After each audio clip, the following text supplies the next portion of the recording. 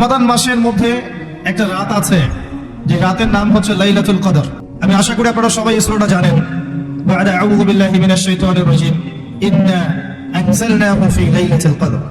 নিশ্চয়ই আমি কোরআনকে নাজিল করেছি লাইলাতুল কদরে, ভাগ্য রজনীতে। ওয়া মা আদরাকা মা লাইলাতুল কদর।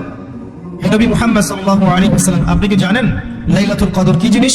লাইলাতুল কদর খায়রুম মিন আলফি শাহর। লাইলাতুল কদর হচ্ছে হাজার মাসের চাইতে উত্তম। এখানে গাণিতিকভাবে ব্যাখ্যা করতে যাবেন না 1000 মাস সমান সমান কত বছর হয়, ব্যাপারটা এমন নয়।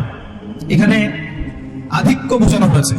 হাজার হাজার মাস ইবাদত করলে যে নেকি হয়, এক রাত ইবাদত করলে সে নেকি হয়ে যাবে ইনশাআল্লাহ। এই রাতে কি হয়? স্পেশাল তানাজ্জালুল মালায়েকাতু ওয়ার রূহ।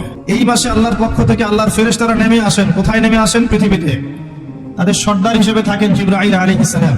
তানাজ্জালুল মালায়েকাতু ওয়ার রূহু ফিহা বিইذনি রাব্বিহিম। আল্লাহর রবের আদেশে তারা এই কাজটা করে।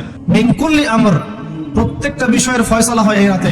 আপনার আমার তাকদীর লেখা হয়েছে আসমান জমিন সৃষ্টির 50,000 বছর আগে। আল্লাহ পাক সমস্ত সৃষ্টির তাকদীর লিখেছেন প্রথম দফায়। দ্বিতীয় দফায় তাকদীর লেখা হয়েছে যখন আমার আপনার রূহ আমাদের মায়ের গর্ভে ছিল 4 মাস 10 দিন বয়স। ওই সময় আল্লাহর পক্ষ থেকে ফেরেশতা আসেন, এসে লিখে দেন তার হায়াত, তার রিজিক, সে সৌভাগ্যবান না দুর্ভাগ্যবান। এরপর রূহটাকে ফুঁকে দেন, বাচ্চা নড়াচড়া শুরু করে। এর আগ পর্যন্ত পেটের মধ্যে বাচ্চা নড়াচড়া করে না। যখন রূহটা ফুঁকে দেওয়া হয়, তারপর থেকে বাচ্চা নড়াচড়া শুরু করে। দ্বিতীয় দফায় তাকদীর লেখা হয়। এরপরে তৃতীয় দফা লেখা হয় এই লাইলাতুল কদরে, যে আগামী 1 বছর কি হবে, আপনি কি করবেন। অর্থাৎ 1 বছরের বাজেট প্রণয়ন করা হয় প্রত্যেক লাইলাতুল কদরে। তানাজ্জালুল মালায়েকাতু ওয়ার রূহ ফিহা বিইذনি রাব্বিহিম মিন কুল্লি আমর। এই রাতের আরেকটা বৈশিষ্ট্য হচ্ছে সালামুন হিয়া হাত্তা মাতলাইল ফজর। ফজর পর্যন্ত এই রাতে শান্তি প্রশান্তি বজায় থাকে। এই রাতে আপনি যে দোয়া করবেন, যে কোনো দোয়াই করবেন, যদি আপনার রিজিকটা হালাল হয়, ইনশাআল্লাহ কবুল হয়ে যাবে।